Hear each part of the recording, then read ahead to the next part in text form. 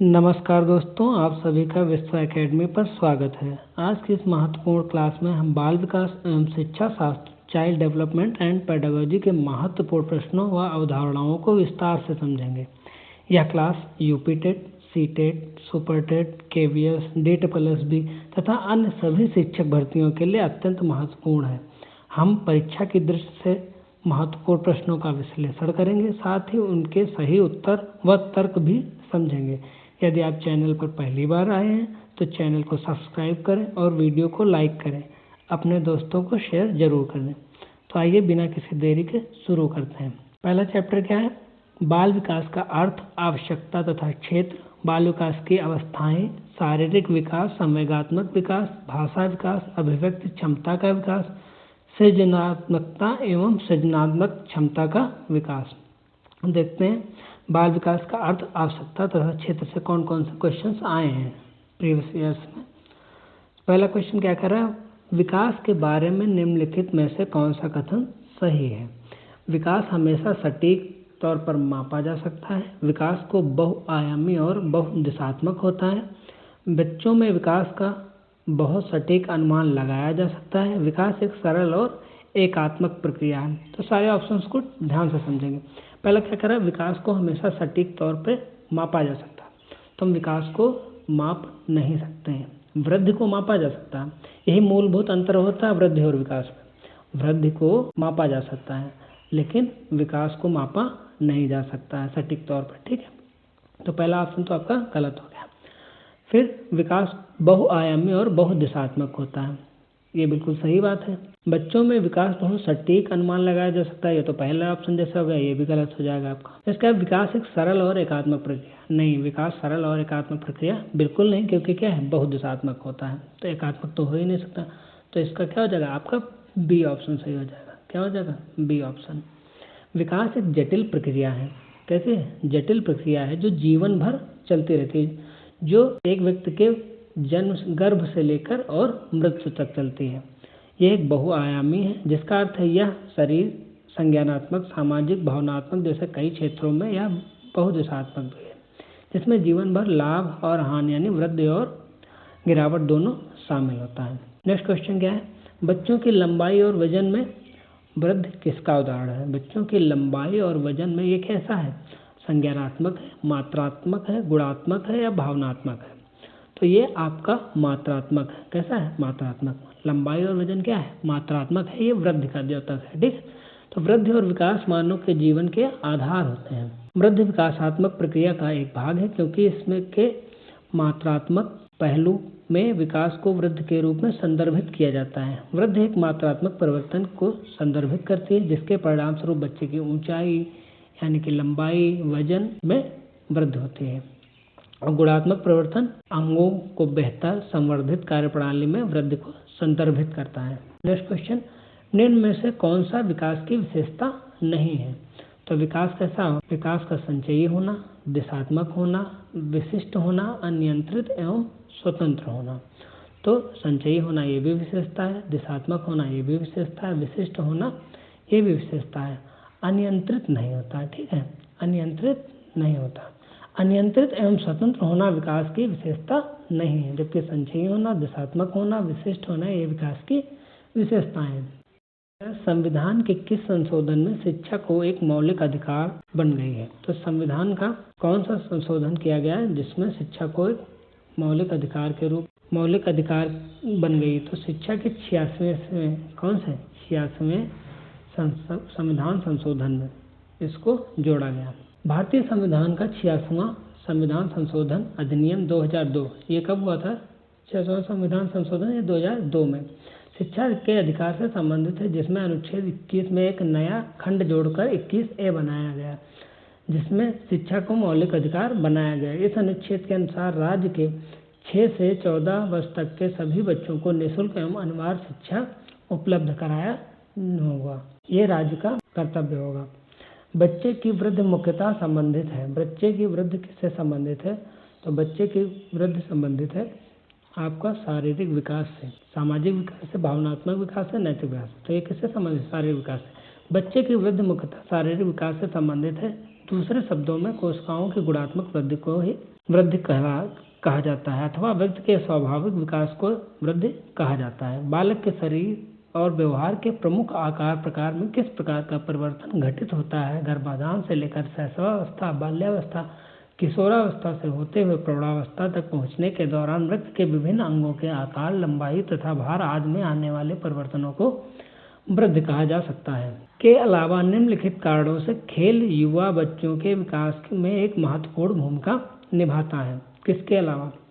वे अपने शरीर पर निपुणता प्राप्त करते हैं, यह उनकी इंद्रियों को उत्तेजित करता है, यह समय बिताने का एक सुखद तरीका है, वे नए कौशल हासिल करते हैं और सीखते हैं कि उन्हें कब उपयोग। अब क्वेश्चन समझिएगा, ये क्वेश्चन घुमा के किसके अलावा मतलब ये सीधा सीधा क्वेश्चन ऐसा है कि निम्नलिखित में से कौन सा नहीं है ऑप्शन। जैसे तो निम्नलिखित कारणों से खेल युवा बच्चों के विकास में एक महत्वपूर्ण भूमिका निभाता है। तो खेल कौन से महत्वपूर्ण? ये अपने शरीर को निपुणता प्रदान करते हैं, बिल्कुल। या उनकी इंद्रियों को उत्तेजित करता है, ये भी सही है। वे नए कौशल हासिल करते तथा सीखते हैं तो उन्हें कब उपयोग किया जाना, ये भी सही है। यह समय बिताने का एक सुखद तरीका है। इसके अलावा ये भी खेल एक महत्वपूर्ण भूमिका निभाते हैं इन सभी में। तो खेल समय बिताने का एक सुखद तरीका है के अलावा निम्नलिखित कारणों से यह युवा बच्चों के विकास में महत्वपूर्ण भूमिका निभाता है। वे अपने शरीर पर निपुणता प्राप्त करते हैं, यह उन इंद्रियों को उत्तेजित करता है, वे नए कौशल हासिल करते हैं और सीखते हैं कि इन्हें कब उपयोग किया जाए।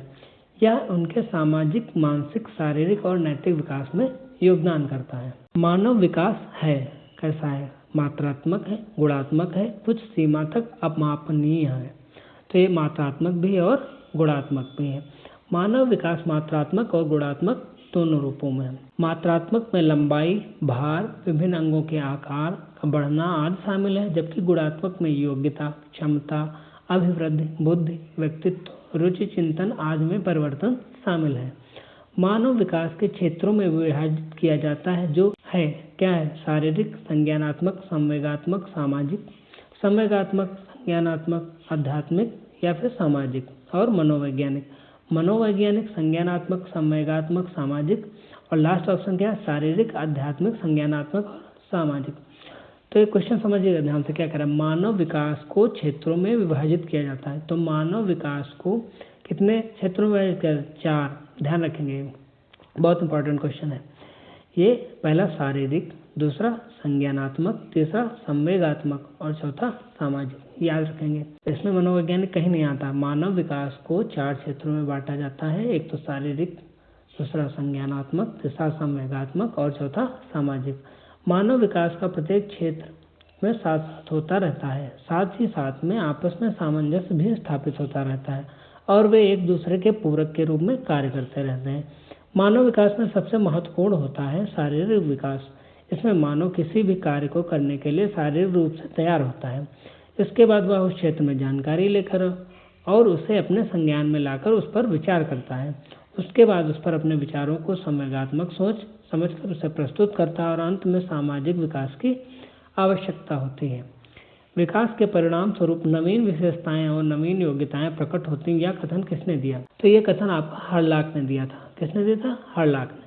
हर्लॉक ने बालक के विकास को परिभाषित करते हुए लिखा, विकास की प्रक्रिया बालक के गर्भावस्था से उसकी मृत्यु तक एक क्रम में चलती है। प्रत्येक अवस्था का प्रभाव दूसरी अवस्था पर पड़ता है। इनके अनुसार विकास के परिणाम स्वरूप व्यक्ति में नई नई विशेषताएं और नई नई योग्यताएं प्रकट होती हैं। बाल विकास में किस पर बल है? प्रक्रिया पर बल है, वातावरण और अनुभव की भूमिका पर बल है, गर्भावस्था से किशोरावस्था तक अध्ययन होता है।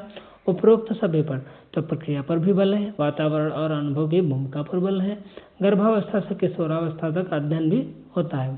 तो ये उपरोक्त सभी पर। बाल विकास से तात्पर्य शारीरिक, भाषा, विचार और भावनात्मक परिवर्तनों के अनुक्रम से जो बच्चे में जन्म से लेकर वयस्क की शुरुआत तक होते हैं। इस प्रक्रिया के दौरान बच्चा अपने माता पिता, अभिभावकों पर निर्भरता से बढ़ती स्वतंत्रता की ओर बढ़ता है। उपरोक्त सभी कथन बाल विकास के पहलुओं का सटीक वर्णन करते हैं। बाल विकास का अध्ययन क्षेत्र है। तो बाल विकास का अध्ययन क्षेत्र क्या है? बाल विकास की विभिन्न अवस्थाओं का अध्ययन, वातावरण पर बाल विकास पर पड़ने वाले प्रभावों का अध्ययन, व्यक्तिगत विभिन्नताओं का अध्ययन। तो ये क्या हो जाएगा? उपरोक्त सभी। नेक्स्ट क्वेश्चन क्या है? सर्वाधिक उपयुक्त जीवित यानी सर्वाइवल ऑफ द फिटेस्ट का सिद्धांत किसने दिया? तो ये किसने दिया था? ये आपका दिया था चार्ल्स डार्विन ने। किसने दिया था? चार्ल्स डार्विन ने। चार्ल्स डार्विन ने क्रम विकास का सिद्धांत प्रतिपादित किया। क्रम विकास जैविक आबादी के आनुवंशिक लक्षणों के पीढ़ी दर पीढ़ी परिवर्तन को कहते हैं। इस सिद्धांत के अनुसार जो प्राणी स्वयं को प्रकृति के अनुरूप नहीं ढाल पाता उनका अस्तित्व समाप्त हो जाता तथा केवल वे ही प्राणी जीवित रहते हैं जो स्वयं को प्रकृति के अनुरूप ढाल पाते हैं। निम्नलिखित में से कौन सा कथन सही नहीं है? विकास और वृद्धि एक दूसरे के समानार्थी हैं। विकास एक सतत प्रक्रिया है। वृद्धि विकास का ही एक भाग है। विकास कार्यक्षमता, कार्यकुशलता और व्यवहार में आने वाले गुणात्मक परिवर्तनों को प्रकट करता है। तो विकास और वृद्धि एक दूसरे के समानार्थी, ये आपका सही नहीं है। विकास और वृद्धि एक दूसरे के समानार्थी नहीं बल्कि सतत चलने वाली प्रक्रिया है जो व्यक्ति के व्यवहार, कार्य और गुणात्मक वृद्धि से संबंधित होता है। एक बच्चे को वृद्धि और विकास के अध्ययन की सर्वाधिक अच्छी विधि कौन सी होती है? तो एक बच्चे की वृद्धि और विकास के अध्ययन की सर्वाधिक अच्छी विधि विकासीय विधि होती है। कौन सी? विकासीय। किसी बच्चे को विकास एवं वृद्धि का अध्ययन करने के लिए सर्वाधिक उपयुक्त विधि विकासीय विधि है। हर्लाक के अनुसार विकास की प्रक्रिया गतिशील होती है। विकासात्मक परिवर्तनों का उद्देश्य बालक में पर्यावरण के साथ समायोजन की योग्यता प्राप्त करना है। विकास का अर्थ है परिवर्तनों की उत्तरोत्तर श्रृंखला, अभिप्रेरणा के फलस्वरूप होने वाले परिवर्तनों की उत्तरोत्तर श्रृंखला, अभिप्रेरणा एवं अनुभव के फलस्वरूप होने वाली परिवर्तनों की उत्तरोत्तर श्रृंखला, परिपक्वता एवं अनुभव के फलस्वरूप होने वाले परिवर्तनों की श्रृंखला। तो क्या हो जाएगा? ये हो जाएगा आपका परिपक्वता एवं अनुभव के फलस्वरूप होने वाले परिवर्तनों की श्रृंखला।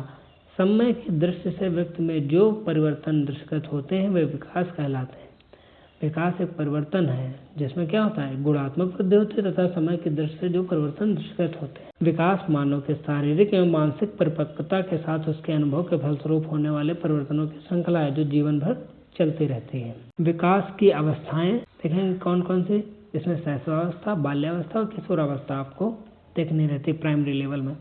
तो सिद्धांत के अंतर्गत होने वाले विकास देखेंगे। पहला क्वेश्चन क्या है? बच्चों के विकास के बारे में निम्नलिखित में से कौन सा कथन सही है? विकास बहुआयामी बहुदिशात्मक होता है। विकास वृद्धि का पर्याय है। विकास एक सरल और एकात्मक प्रक्रिया है। विकास बिना किसी पैटर्न के अनियमित तौर पर प्रकट होता है। देखेंगे इसका क्या हो जाएगा? विकास बहुआयामी और बहुदिशात्मक होता है। बहुत बार क्वेश्चन रिपीट हुआ है, ध्यान रखेंगे। विकास बहुआयामी और बहु होता है। बच्चों का विकास केवल शारीरिक वृद्धि तक ही सीमित नहीं होता बल्कि इसमें शारीरिक, मानसिक, भावनात्मक, सामाजिक और नैतिक सभी पक्ष होते हैं। इसलिए विकास बहुआयामी होता है। साथ ही यह अलग अलग दिशाओं में जैसे कि सरल से जटिल, सामान्य से विशिष्ट की ओर बढ़ता है, इसलिए यह बहुदिशात्मक होता है। विकास के शीर्षगामी सिद्धांत विकास के बारे में बताता है।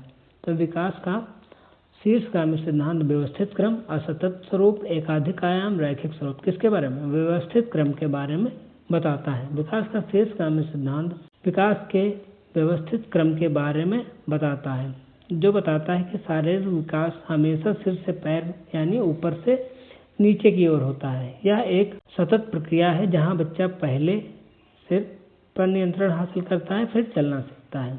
विकास के उस समय को संदर्भित कीजिए करते हैं जब कोई व्यक्ति एक नया कौशल या क्षमता प्राप्त करने के लिए सबसे ज़्यादा तैयार होता है और बाद में जीवन में इसके नुकसान की भरपाई करना मुश्किल होता है। तो ये आपका क्या हो जाएगा? समीपस्थ विकास का क्षेत्र, विकासात्मक प्रतिमान, विकासात्मक कार्य या संवेदनशील अवधि। तो हो जाएगा संवेदनशील अवधि। विकास के उस समय जब कोई व्यक्ति नया कौशल प्राप्त करने के लिए सबसे अधिक तैयार होता है और बाद में पूरी करना कठिन होता है, संवेदनशील अवधि कहा जाता है। इस चरण में वातावरण का प्रभाव अधिकतम होता है। यह विकास की एक विशिष्ट समय सीमा है जब बच्चा किसी कौशल को सीखने के लिए जैविक रूप से तैयार होता है। निम्नलिखित कथन में से विकास के किस सिद्धांत को दर्शाया गया? शैशवावस्था और प्रारंभिक बचपन के दौरान हाथ और पैरों की तुलना में टांग और बांह तेजी से बढ़ते रहते हैं, तो ये समीप दूराभिमुख सिद्धांत होता है। ठीक, समीप सिद्धांत होता है। समीप दूराभिमुख सिद्धांत क्या होता है कि विकास शरीर के मध्य यानी रीढ़ की हड्डी से शुरू होकर बाहरी अंगों की ओर बढ़ता जाता है।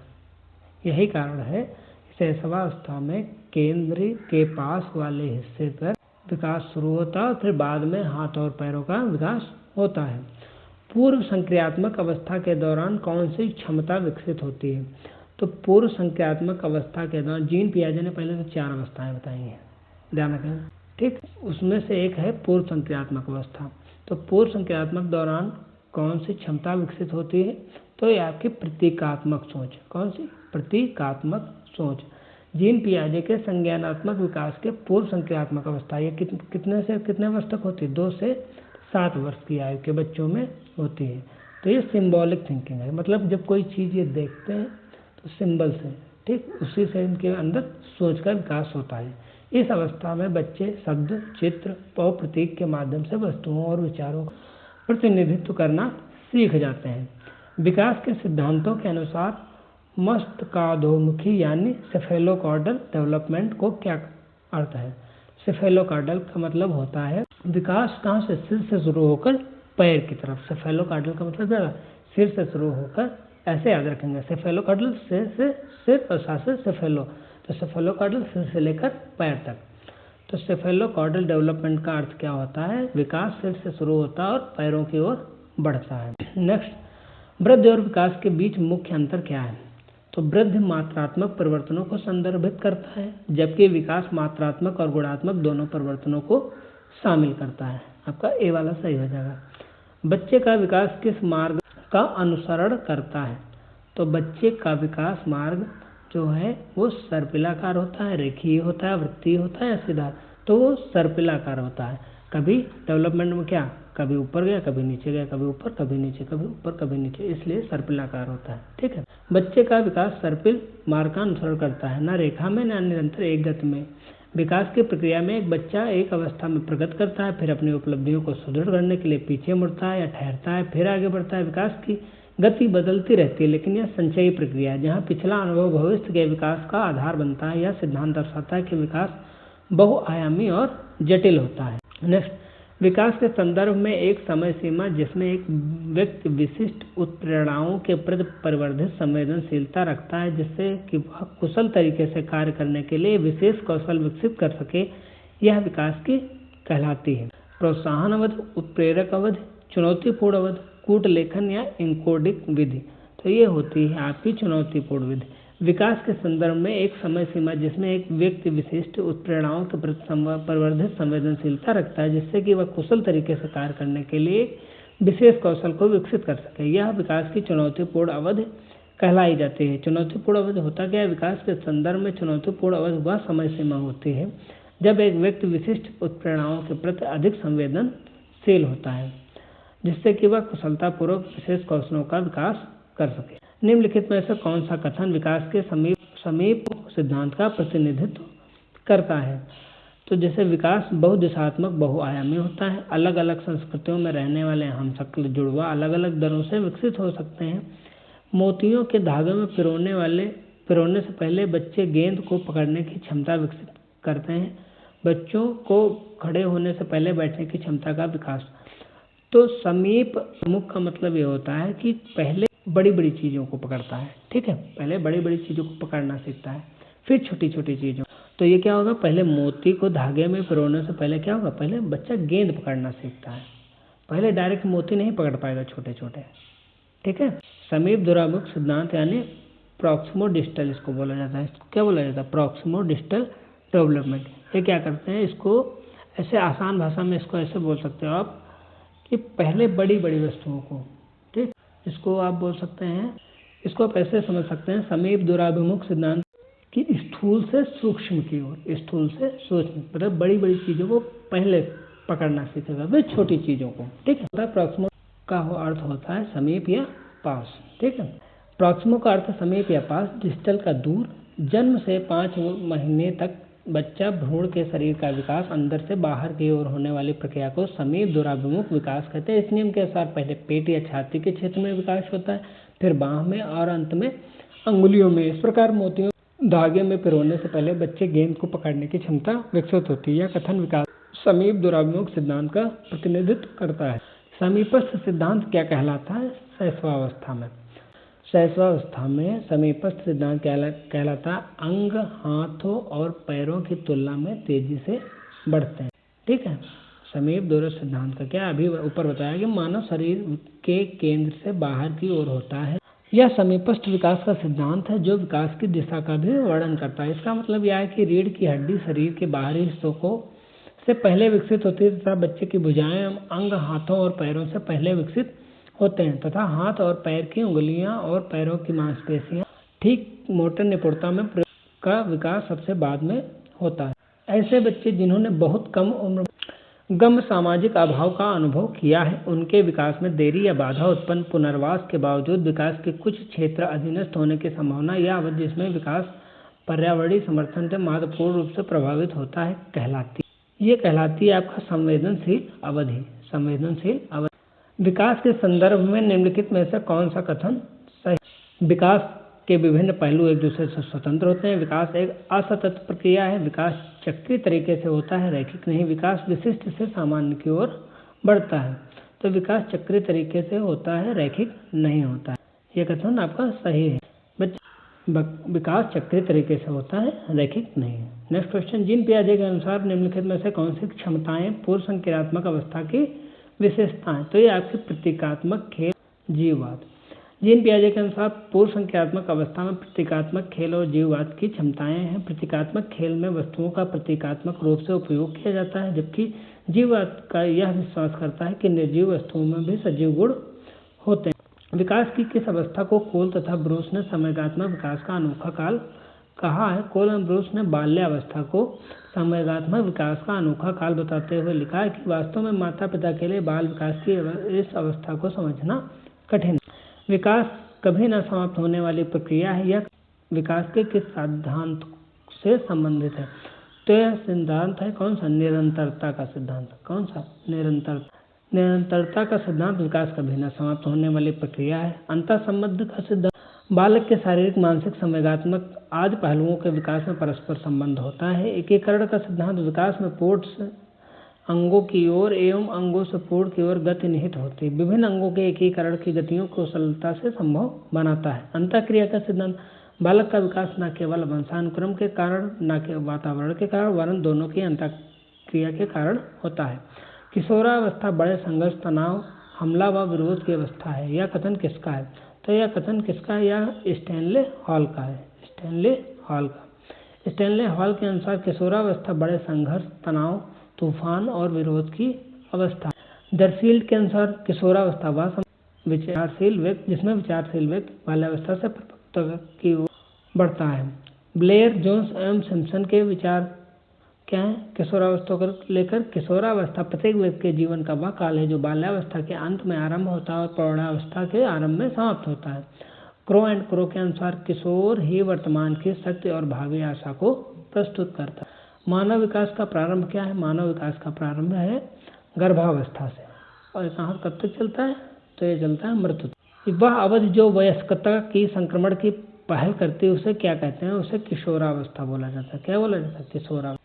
निम्नलिखित में से कौन सी बाद की बाल्यावस्था के बौद्धिक विकास की विशेषता नहीं है? तो ये आपका भविष्य की योजना की सूझ, विज्ञान की काल्पनिक कथाओं में अधिक रुचि, बढ़ती हुई तार्किक शक्ति, काल्पनिक भयों का अंत। तो ये आपकी भविष्य की योजना की सूझबूझ ये बाल्यावस्था की विशेषता नहीं है। भविष्य की योजना की सूझबूझ बाल्यावस्था के बाद की अवस्था अर्थात किशोरावस्था की बौद्धिक विशेषता नहीं है, क्योंकि किशोरावस्था में बालक अपने भविष्य की योजनाओं के प्रति चिंतित रहता है, जिसके कारण वह तनाव में रहता है, न कि वह अपने भविष्य की योजनाओं के प्रति सूझबूझ प्रदर्शित करता है। यह विशेषता सामान्यतः प्रौढ़ावस्था की हो सकती है। गिरोह अवस्था किस आयु वर्ग एवं विलंब विकास से संबंधित है? गिरोह अवस्था ये होती है जो आपकी बाल्यावस्था होती है 8 से 10 एवं सामाजिक अड़बेल इसको बोला जाता है। संज्ञानात्मक विकास के 4 चरणों संवेदी पेशी, पूर्व संक्रियात्मक, मूर्त संक्रियात्मक, औपचारिक संक्रियात्मक की पहचान किसके द्वारा की गई? तो ये आपका जीन पियाजे के द्वारा की गई। किसके द्वारा? जीन पियाजे के द्वारा। पियाजे द्वारा संज्ञानात्मक विकास के 4 चरणों में विभाजित किया गया है। एक तो संवेदीगामक अवस्था 0 से 2 वर्ष, पूर्व संक्रियात्मक अवस्था 2 से 7 वर्ष, मूर्त संक्रियात्मक अवस्था 7 से 11 वर्ष, औपचारिक संक्रियात्मक अवस्था 11 से 15 वर्ष। 14 वर्षीय देविका अपने आप से पृथक स्वनियंत्रित व्यक्ति की भावना को विकसित करने का प्रयास कर रहे हैं, वह विकसित कर रहे हैं। तो 14 वर्ष की है तो कैसे? किशोरावस्था में है। तो क्या? नियमों के प्रति स्वायत्तता, परिपक्वता, किशोरावस्थात्मक अक्खड़पन। तो क्या होगी स्वायत्तता। किशोर कैसे होते हैं? स्वायत्त होते हैं, स्वतंत्र रहना चाहते हैं। तो 14 वर्षीय देवका किशोरावस्था में, इस अवस्था के बालक और बालिकाओं के शारीरिक मानसिक स्वतंत्रता की प्रबल भावना होती है। कोलसेनिक का कथन है किशोर प्रौढ़ों को अपने मार्ग में बाधा समझता है और उससे अपनी स्वतंत्रता का लक्ष्य प्राप्त करने से रोकता है। शैशवा काल की अवधि क्या है? तो शैशवा काल की अवधि कितनी होती है? जन्म से 2 वर्ष तक। कितनी होती है? जन्म से 2 वर्ष। शैशवावस्था बालक का निर्माण काल कहा जाता है। सामान्यतः यह अवस्था जन्म से 5 वर्ष तक मानी जाती है। पहले जन्म से 2 वर्ष तक शैशवावस्था, 2 से 5 वर्ष तक उत्तर शैशवावस्था। किंतु विभिन्न विद्वानों ने विकास की अवस्थाओं को अपने अपने ढंग से वर्गीकृत किया है। इन्हीं विद्वानों ने उन्होंने शैशवावस्था की आयु को जन्म से 2 वर्ष तक माना। किशोर का अनुभव कर सकते हैं। बचपन में किए गए अपराधों के प्रति डर, आत्मसिद्ध के भाव, जीवन के बारे में परितृप्ति, दुश्चिंता एवं स्वयं से सराकार। तो क्या? दुश्चिंता एवं स्वयं से सराकार।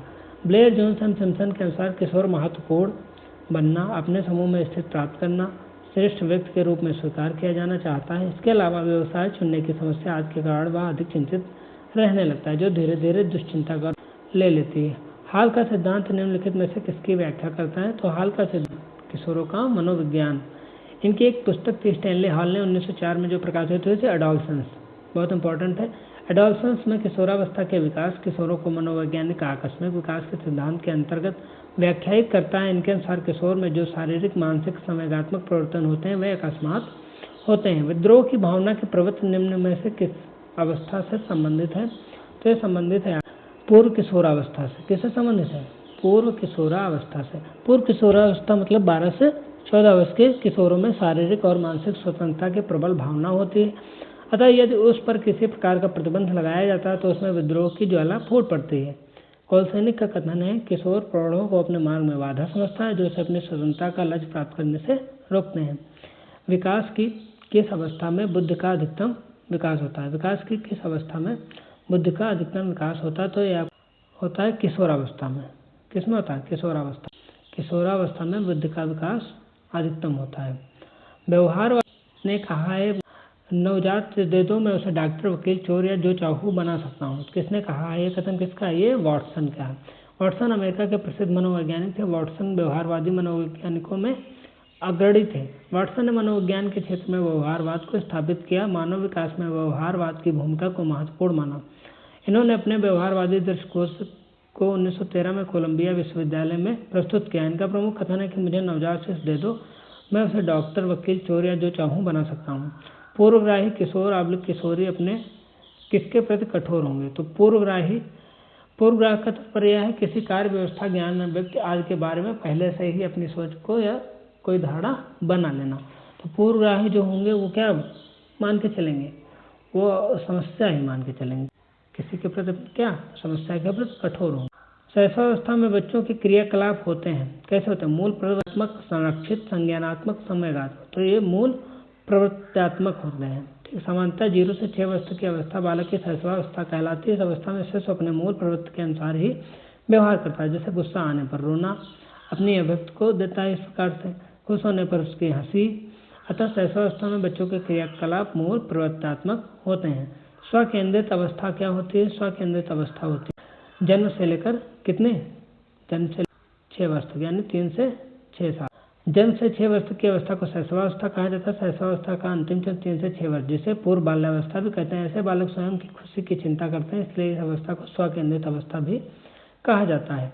माँ बाप के साये से बाहर निकल अपने साथी बालकों की संग को पसंद करना संबंधित करता है। कौन? उत्तर बाल्यावस्था। उत्तर बाल्यावस्था में बच्चे अपने साथियों के साथ रहना अधिक पसंद करते हैं, 7 से 12 साल। निम्नलिखित में से कौन सा आयु समूह परवर्ती बाल्यावस्था श्रेणी के अंतर्गत आता है? तो ये आपका 9 से 12 वर्ष तक। परवर्ती बाल्यावस्था की आयु 9 से 12 वर्ष तक मानी जाती है। इस आयु के शारीरिक विकास की गति कुछ धीमी हो जाती है, परंतु इस अवधि में शारीरिक विकास दृढ़ता की ओर उन्मुख होता है। यही कारण 9 से 12 वर्ष तक की अवधि को परिपाक काल भी कहा जाता है।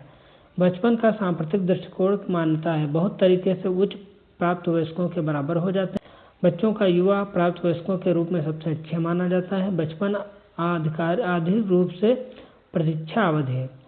बचपन वृद्धि एवं प्रवर्तन की अनूठी अवधि है। तो आपका डी ऑप्शन सही हो जाएगा। शिक्षण अधिगम प्रक्रिया में व्यक्तिगत रूप महत्वपूर्ण क्या है? शिक्षण अधिगम प्रक्रिया है व्यक्तिगत रूप से ध्यान देना महत्वपूर्ण है, क्योंकि तो शिक्षण अधिगम प्रक्रिया व्यक्तिगत रूप से ध्यान देना चाहिए, जिससे क्या हो, बच्चों के विकास की दर क्या होती है, भिन्न होती है और वे भिन्न तरीकों से सीखते हैं। पूर्व विद्यालय में पहली बार आया बच्चा मुक्त रूप से चिल्लाता है। 2 वर्ष पश्चात वही बच्चा प्रारंभिक विद्यालय में पहली बार आता है तो अपना तनाव चिल्लाकर व्यक्त नहीं करता है, तो उसके कंधे पर गर्दन की पेशियां तन जाती हैं। इसके व्यवहारिक परिवर्तन पर क्या सैद्धांतिक आधार हो सकता है? विकास क्रमिक प्रकार से होता है, निरंतरीय होता है, रहता है। अलग अलग लोगों में विकास में भिन्न रूप से होता है। विभेद व एकीकरण विकास के लक्षण हैं। तो विभेद व एकीकरण विकास के लक्षण, निम्नलिखित में से कौन सा बाल विकास एक सिद्धांत नहीं है? सभी विकास का एक क्रम का पालन करते हैं। विकास के सभी क्षेत्र महत्वपूर्ण, सभी विकास परिपक्वता तथा अनुभव की अंतःक्रिया का परिणाम होते हैं। सभी विकास तथा अधिगम एक समान गति से आगे बढ़ते हैं। तो एक समान गति से आगे नहीं बढ़ते हैं, तो यहाँ पर गलत हो जाएगा, बाकी सारे सही हैं। विकास किससे किसकी ओर बढ़ता है? तो विकास क्या होता है? विकास सामान्य से विशिष्ट की ओर बढ़ता है। विकास एक सिर पाद दिशा सिद्धांत की व्याख्या करता है। विकास इस प्रकार आगे बढ़ता है, तो सिर से पैर की ओर। किससे? सिर से पैर की ओर। निम्नलिखित में से कौन सा वृद्धि और विकास के सिद्धांतों से संबंधित नहीं है? तो वृद्धता का सिद्धांत जो है वृद्धि और विकास के सिद्धांत से संबंधित नहीं। मानव व्यक्तित्व के मनोलैंगिक विकास को निम्न में किसने महत्व दिया? तो ये आपका फ्रायड ने, सिगमंड फ्रायड ने। व्यक्तित्व के विकास की व्याख्या के लिए सिगमंड फ्रायड ने सर्वप्रथम मनोविश्लेषणात्मक सिद्धांत का प्रतिपादन किया। फ्रायड ने व्यक्ति के मनोलैंगिक विकास के संदर्भ में मुख्य रूप से 5 अवस्थाओं का उल्लेख किया: मुखी अवस्था, गुदी अवस्था, लैंगिक अदृश्य अवस्था, जननेंद्रिय। निम्नलिखित में से विकास का सिद्धांत नहीं। निरंतरता का, परस्पर संबंध का, समान प्रतिमान का, कौन सा नहीं? तो ये अनुकूल प्रत्यावर्तन का सिद्धांत नहीं। विकास कभी न समाप्त होने वाली प्रक्रिया है, यह विचार किससे संबंधित है? तो विकास कभी न समाप्त होने वाली क्रिया है, यह निरंतरता का सिद्धांत से संबंधित। विकास की गति एक व्यक्ति से दूसरे व्यक्ति में भिन्न होती है, किंतु यह एक नमूने का अनुगमन करती है। अव्यवस्थित, अव्यवस्थित, क्रमबद्ध और व्यवस्थित। विकास की गति एक व्यक्ति से दूसरे व्यक्ति में भिन्न होती है, किंतु यह क्रमबद्ध और व्यवस्थित नमूने का अनुगमन करती है। डगलस और हॉलैंड के अनुसार विभिन्न व्यक्तियों के विकास की गति में विभिन्नता होती है और यह विभिन्नता विकास के संपूर्ण काल में यथावत बनी रहती है। नेक्स्ट क्वेश्चन, निम्नलिखित में से कौन सा विकास का सिर से पैर की ओर का सिद्धांत है? यह निरंतर चलने वाली प्रक्रिया नहीं है। सभी का विकास दर समान होते हैं। विकास की सभी प्रक्रियाएं अंतर संबंधित हैं। विकास हमेशा रेखीय होता है। तो विकास की दर क्या होती है? समान नहीं होती। विकास जीवन पर्यंत चलने वाली प्रक्रिया है जो शारीरिक, मानसिक, संज्ञानात्मक होती है। इससे बालक के संपूर्ण जीवन का निर्माण होता है, परंतु व्यक्तिगत विभिन्नता के कारण यह विकास अलग अलग लोगों में अलग अलग गति से होता है। सेफेलोकार्डियल प्रवृत्ति के सिद्धांत के अनुसार शारीरिक विकास होता है। सेफेलोकार्डियल मतलब सिर से पैर की ओर, सिर से पाँव की ओर। तो आपका क्या पहला ऑप्शन सही। मस्तकोमुखी एवं निकट से दूर का क्रम किस क्रिया का अंग है? तो ये विकास का, ये सारे क्या हैं? विकास के सिद्धांत हैं। मस्तकाधोमुखी एवं निकट से दूर का क्रम विकास का सिद्धांत। मस्तकोधोमुखी के अनुसार विकास की क्रिया सिर से आरंभ होकर पैरों की ओर जाती है, अर्थात विकास ऊपर से नीचे की ओर चलता है। निकट से दूर का अर्थ है विकास की गति केंद्र से दूरवर्ती भागों की ओर चलती है। बालक के शारीरिक और क्रियात्मक विकास की दिशा क्या होती है? शारीरिक क्या? सिर से पैर और केंद्र से बाहर की ओर। सिर से पैर, केंद्र से बाहर। नरेश और मुकेश की आयु समान है। उनके सामाजिक और मानसिक विकास में काफ़ी अंतर है। यह विकास के किस सिद्धांत का कारण होता है? ये होता है विभिन्नता का सिद्धांत, यानी व्यक्तिगतता का सिद्धांत। मानव जाति में विकास होता है। मानव जाति में विकास होता है किसके? जीवन पर्यंत तक, जन्म से मृत्यु तक, यानी जीवन पर्यंत तक। निम्न में से विकास का कौन सा सिद्धांत गलत है? विकास में व्यक्तिगत विभिन्नता होती है। विकास संयोगों का परिणाम है। यह एक सतत प्रक्रिया है या पूर्व कथनीय है। तो ये विकास संयोगों का परिणाम नहीं है। ठीक, विकास संयोगों का परिणाम नहीं होता, बल्कि वंशानुक्रम वातावरण की अंतःक्रिया का परिणाम स्वरूप होता है। इसलिए विकास संयोगों का परिणाम है, या यह वाक्य गलत है। ये ध्यान रखेंगे। विकास देख लेंगे, यहाँ से मैं अलग से बता दें। विकास से आ जाता है क्वेश्चन। विकास ये होता है पर्यावरण और इसका गुणनफल होता है, ऐसे पूछ लेता है। सॉरी, मैंने क्या पर्यावरण और वृद्धि पर्यावरण और गुणे वंशानुक्रम, इनका गुणनफल होता है। विकास। ऐसे डायरेक्ट क्वेश्चन पूछा जाता है, ये याद रखें। आगे देखते हैं नेक्स्ट क्वेश्चन। निम्न में विकास का कौन सा सिद्धांत गलत है? तो ये बता दिया ना, विकास संयोगों का परिणाम है, गलत है। बच्चे के विकास के सिद्धांतों को शिक्षक सहायता करता है, यह शिक्षार्थियों को समझने में सहायता करता है। तो ये क्या, शिक्षार्थियों के विभिन्न अधिगम शैलियों के प्रभाव से संबोधित करने में, क्या सबको अलग अलग तरीके से अधिगम शैलियों को प्रभावित से संबोधित करने में। शिक्षार्थियों को विभिन्न अधिगम शैलियों को प्रभावी रूप से जानने के लिए बालकों के विकास के सिद्धांत को समझना शिक्षक के लिए अति आवश्यक होता है, क्योंकि व्यवहार को जाने बिना हम बच्चों को सही ढंग से पढ़ा नहीं।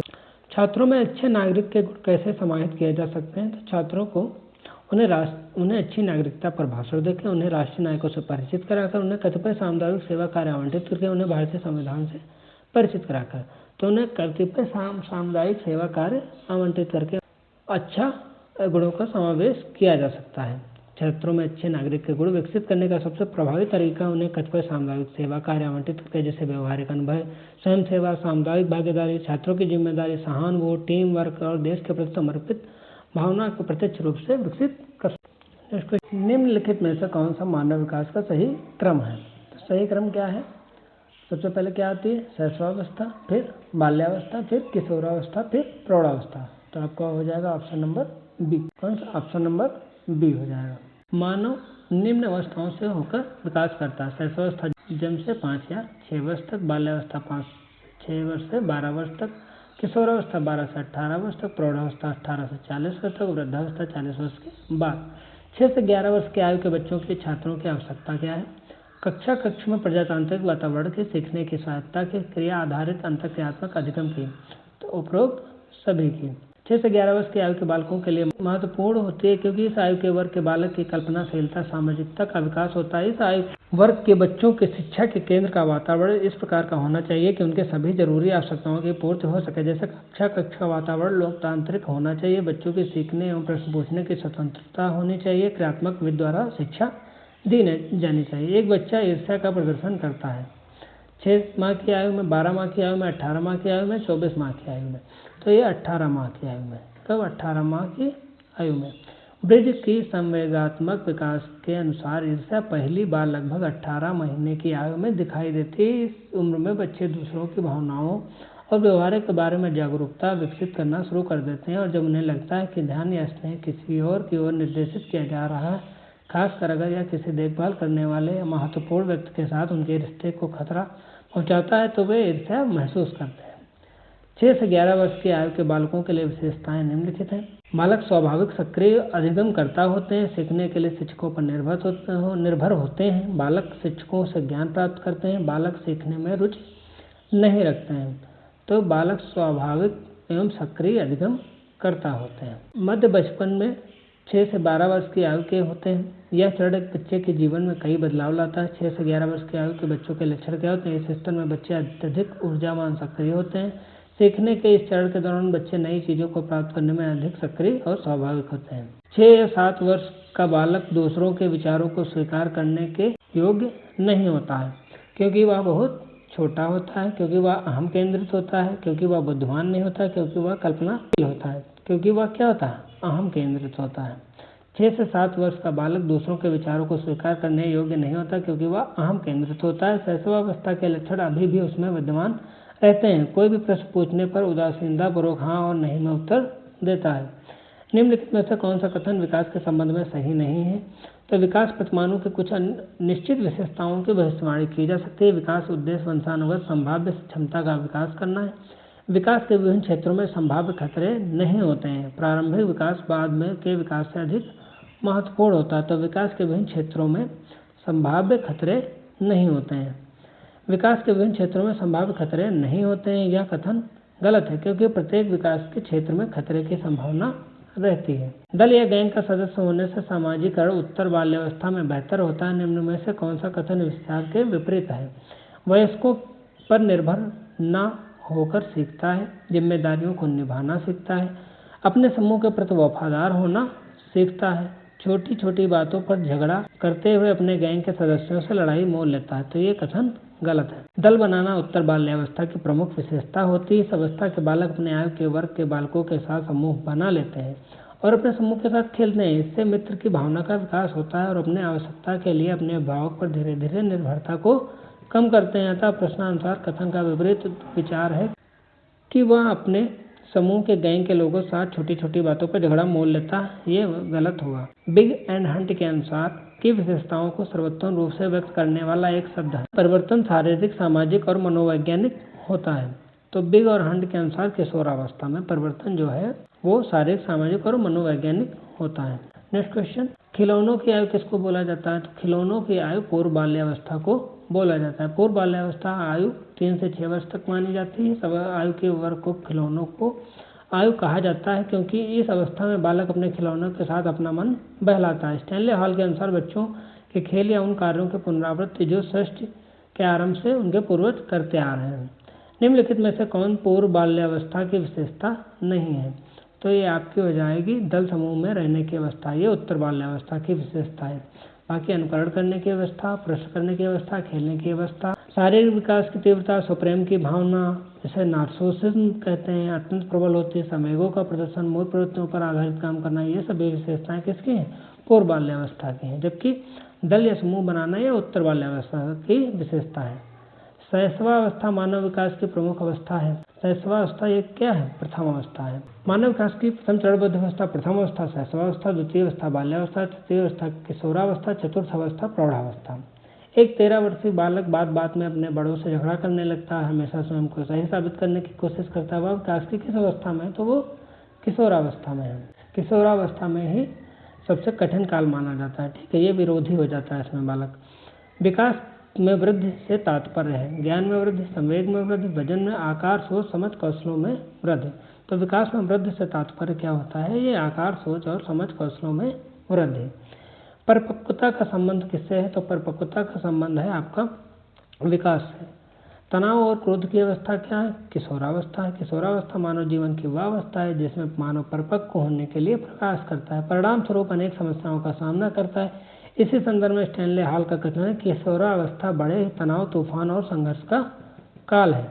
सर्व तथा गर्व जैसी भावना का विकास किस अवस्था में होता है? तो सर्व और गर्व किसमें? बाल्यावस्था में होता है। संवेगात्मक विकास की दृष्टि से बाल्यावस्था सर्वाधिक महत्वपूर्ण अनोखा काल माना जाता है। बालक में मूल संवेगात्मक लक्षण शर्म, गर्व, उत्साह आदि का विकास इसी काल में होता है। शैशवावस्था की मुख्य विशेषता क्या नहीं है? तो शैशवावस्था सीखने की प्रक्रिया में तीव्रता होती है, जिज्ञासा की प्रवृत्ति होती है, अनुकरण करने की प्रवृत्ति होती है, चिंतन प्रक्रिया ये शैशवावस्था की विशेषता नहीं है। किस मनोवैज्ञानिक के अनुसार विकास का एक सतत और धीमी प्रक्रिया है? किस मनोवैज्ञानिक के अनुसार विकास सतत और धीमी प्रक्रिया है? तो ये आपका ऑप्शन देखेंगे स्किनर के अनुसार, बीएफ स्किनर के हिसाब से क्या है? विकास सतत चलने वाली एक प्रक्रिया होती है जो धीरे धीरे चलती है और अंततः पूर्णता को प्राप्त करती है। बाल्यावस्था होती है 5 वर्ष तक, 12 वर्ष तक, 21 वर्ष तक, तो 5 वर्ष तक। सॉरी, बाल्यावस्था पूछा, शैशवावस्था नहीं पूछ रहा। बाल्यावस्था होती है 12 वर्ष तक, 5 से 12 या 6 से 12 वर्ष तक। ठीक है। मनुष्यों के विकास की सबसे तीव्र गति होती है।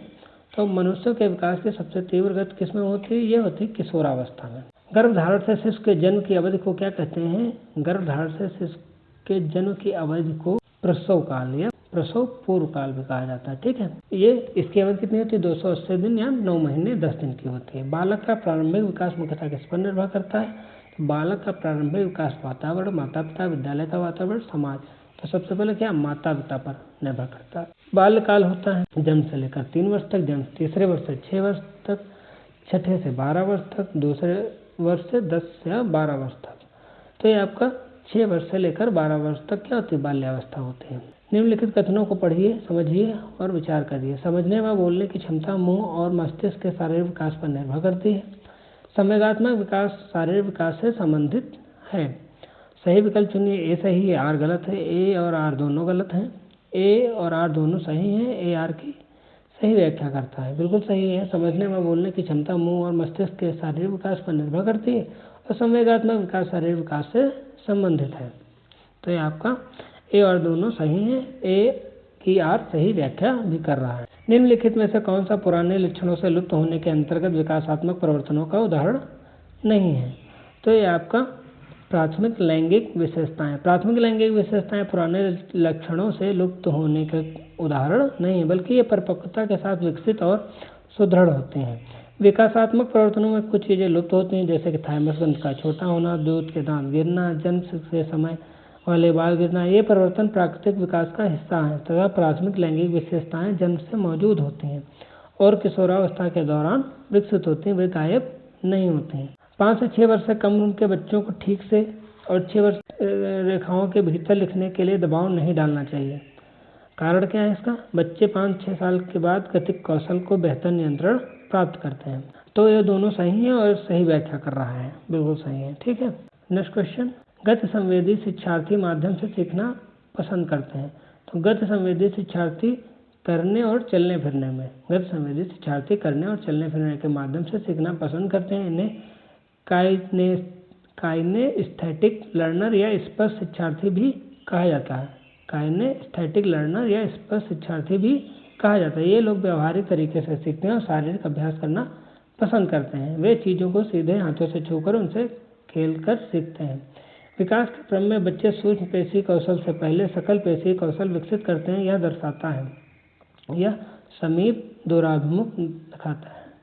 विकास के क्रम में बच्चे सूक्ष्म पेशी कौशल से पहले सकल पेशी कौशल सीखते हैं। यह विकास के समीप अभिमुख सिद्धांत को दर्शाता है। इसमें शरीर का मध्य भाग शरीर के बाहरी भाग की तुलना में जल्दी विकसित होता है। सबसे पहले पूरे हाथ या पैर की गतियों को देखा जाता है, फिर कोहनी और घुटने के जोड़ को नियंत्रित किया जाता है और अंत में उंगलियों की विशेष पहुंच को नियंत्रित किया जाता है। शारीरिक गठन के संदर्भ में कौन सही नहीं है?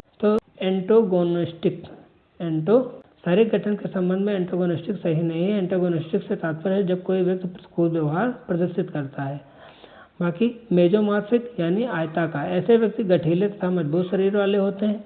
एक्टोमॉर्फिक लंबाई का, ऐसे लंबा पतला दुबला पतला और कमजोर शरीर वाले होते हैं। एंडोमॉर्फिक गोल का, ऐसे व्यक्ति का शरीर गठन गोल मटोल तथा नरम होता है।